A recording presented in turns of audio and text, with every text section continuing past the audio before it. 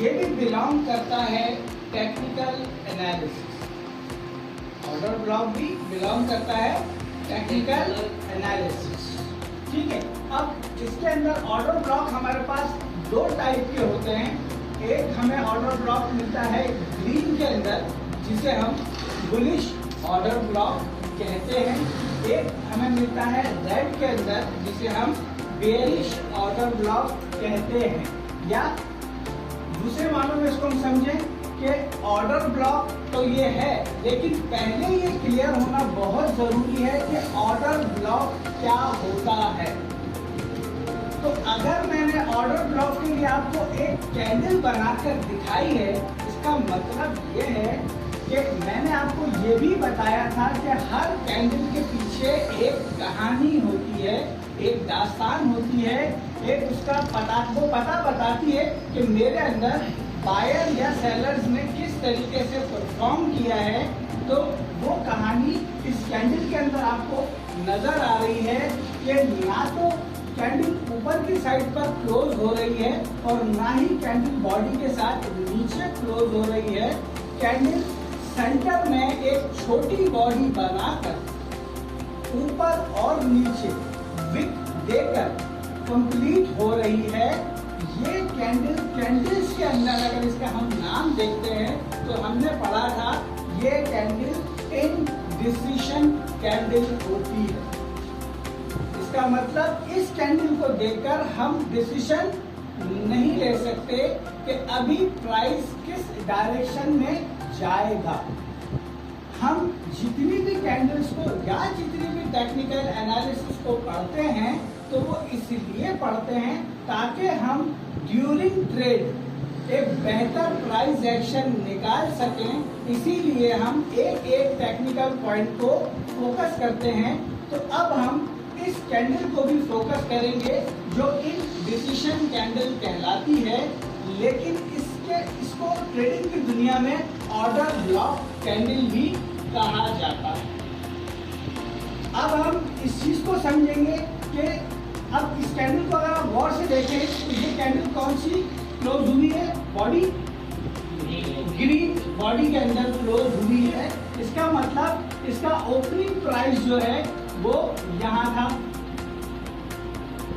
ठीक है, और इसका क्लोजिंग प्राइस यहाँ था, ऐसा ही है। लेकिन ये विक बताती है कि कभी यहाँ पर ग्रीन कैंडल थी, लेकिन सेलर्स ने सेल किया और इस तरह से प्राइस डिक्रीज होने लगा और कैंडल नीचे उतरने लगी। और फिर उसके बाद कैंडल आ जाती है यहाँ पर, अपना एक लो बना लेती है। जब उसने हाई बनाया तो पता चला कि यहाँ कभी ग्रीन कैंडल थी, लेकिन उसी के दौरान जब वो कैंडल चल रही थी अपने चार्ट में अपने टाइम फ्रेम के हिसाब से, तो वहां से कैंडल में सेलिंग शुरू होती है और प्राइस आ जाता है नीचे, यानी कि यहाँ आके वो अपने लो लगा लेती है। उसके बाद यहाँ से बायर्स एक्टिवेट होते हैं अगेन और फिर वो करना शुरू करते हैं बाइंग। तो फिर नीचे एक विक रहने लग जाती है और प्राइस ऊपर जाने लग जाता है। जब हम इस विक को देखते हैं तो हम क्या समझते हैं कि यहाँ पर कभी पहले रेड कैंडल थी, लेकिन अब नहीं है। क्यों नहीं है? क्योंकि रेड कैंडल को स्टेबिलिटी नहीं मिली, प्राइस को वहां रुकने की स्टेबिलिटी नहीं मिली। क्यों नहीं मिली?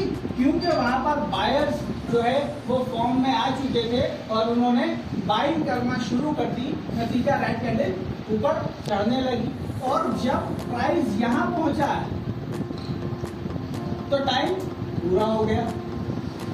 चार्ट में जिस चार्ट को भी हम देख रहे हैं उसकी अगर 15 मिनट का चार्ट जैसा हम देख रहे हैं तो 15 मिनट यहाँ पूरे हो गए। तो ये कैंडल क्या किया इसने कि यहाँ इसने एक हाई लगाया, यहाँ इसने एक लो लगाया, एक इसका ओपन था, एक इसका क्लोज था। तो ये कैंडल कुछ इस शक्ल के अंदर क्लोज हो गई। तो ये कैंडल अगर हल्की सी भी ग्रीन बॉडी दे रही है और दोनों साइड पर विक दे रही है तो ये इनडिसीजन तो अपनी विक्स के एतबार से मानी ही जा रही है कि ना तो बायर जीत पा रहे हैं और ना सेलर्स जीत पा रहे हैं। लेकिन इन दी एंड एक छोटी सी बॉडी ग्रीन यानी कि आखिर में थोड़ा बहुत वॉल्यूम जो है बायर्स का सेलर से ज्यादा, तो कैंडल यहाँ क्लोज हो गई। तो ये कैंडल इंडिसिशन कैंडल के साथ साथ ऑर्डर ब्लॉक बन गई। अब इसको ऑर्डर ब्लॉक क्यों कह रहा हूं मैं, इस बात को भी समझने की जरूरत है, क्योंकि यहाँ इस कैंडल को देखकर हम ये नहीं बता सकते कि ऑर्डर किस साइड पर प्लेस होने वाले हैं, बाइंग साइड पे या सेलिंग साइड। अब हम इसके ब्याज पर कैंडल में ट्रेड कैसे करते हैं ये लिख लिया आप लोगों ने। अच्छा, अब मैं इसको थोड़ा मिलाकर आपको इसके ब्याज पर ट्रेड करने के बारे में थोड़ा सा बताऊंगा। इसके ब्याज पर कैसे करेंगे, हम इसके हाई को मार्क करेंगे, इसके लो को मार्क करेंगे ट्रेंड लाइन की मदद से, ठीक है। अब हम अपनी नेक्स्ट कैंडल जो यहाँ से शुरू हुई है, अब हम इंतजार करेंगे कि ये कैंडल अगले 15 मिनट में कहाँ क्लोजिंग करेगी। अगर ये कैंडल इस हाई को ब्रेक कर यहाँ क्लोजिंग दे देती है, दैट मीन्स अब हमें ये पता चल गया है कि ये जो हाई पहले बायर्स का बना था, ये हाई अगली कैंडल ने तोड़कर क्लोजिंग दे दी है। माना मोमेंटम जो है वो शिफ्ट हो गया है बायर्स की साइड। तो जैसे ही यहाँ क्लोजिंग देंगे हम यहाँ पर अपनी एंट्री प्लान करेंगे, क्योंकि अब हमें डायरेक्शन का तयन हो चुका है। अभी तक हम 15 मिनट में इन डिसीजन थे, हमें पता ही नहीं था कि हमें मूवमेंट कहाँ देनी है या हम अपनी ट्रेड कहाँ प्लेस करनी है, बाय में करनी है या सेल में करनी है। लेकिन हमने अगली 15 मिनट की कैंडल का इंतजार किया, वो क्लोज होती है इसके हाई के ऊपर। अगर उसने हाई के ऊपर closing they the, that means ये ऑर्डर ब्लॉक और ये हो जाएगी उसकी कॉन्फर्मेशन।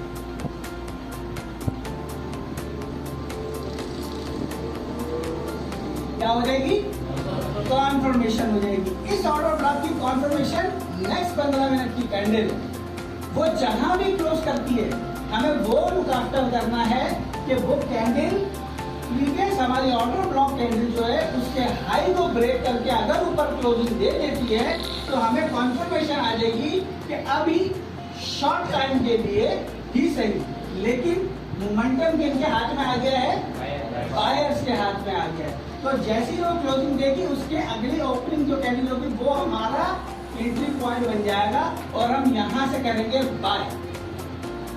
अब हम ये सोचते हैं कि हम बाय कर लेते हैं, लेकिन हम बाय करने के बाद अपनी ट्रेड को क्लोज कहाँ करें। तो आपने इतना ध्यान रख लेना है कि जितना ये वॉल्यूम है, लेट्स सपोज जितना ये वॉल्यूम है, इसी वॉल्यूम को आप यहाँ कंसीडर कर लीजिए।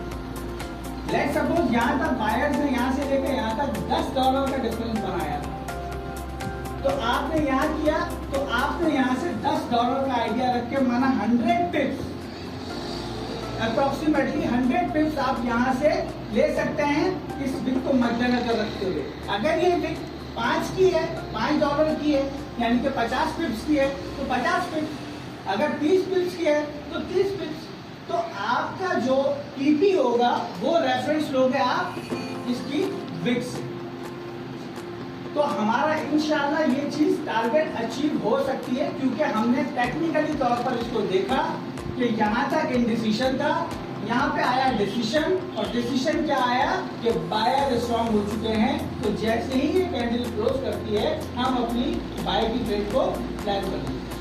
ठीक इसी तरीके से हमारा जो बेयरिश ऑर्डर ब्लॉक है, अब इसी को हम बेयरिश ऑर्डर ब्लॉक समझ लेते हैं। लेट्स सपोज ये हमारा बेयरिश ऑर्डर ब्लॉक हो जाता है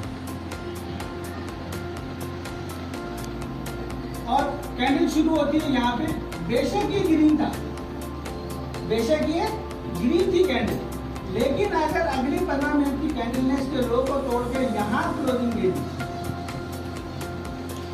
तो हम क्या समझेंगे कि अब हमारे पास पता चल गया कि डायरेक्शन आ गई है सेल साइड की, क्योंकि ऑर्डर ब्लॉक के बाद जो कैंडल बनी वो उस कैंडल ने ये कॉन्फर्मेशन दी कि प्राइस आगे कहाँ जाने वाला है। तो जैसे ही वो यहाँ क्लोज करता है यहाँ पर वो सेल प्लान कर लेंगे, और सेम हम क्या रखेंगे अपना टारगेट जो विक है वही हम अपना टीपी रख लेंगे। ठीक है, अब आ जाती बात टीपी की। अब बात करते हैं एसएल की।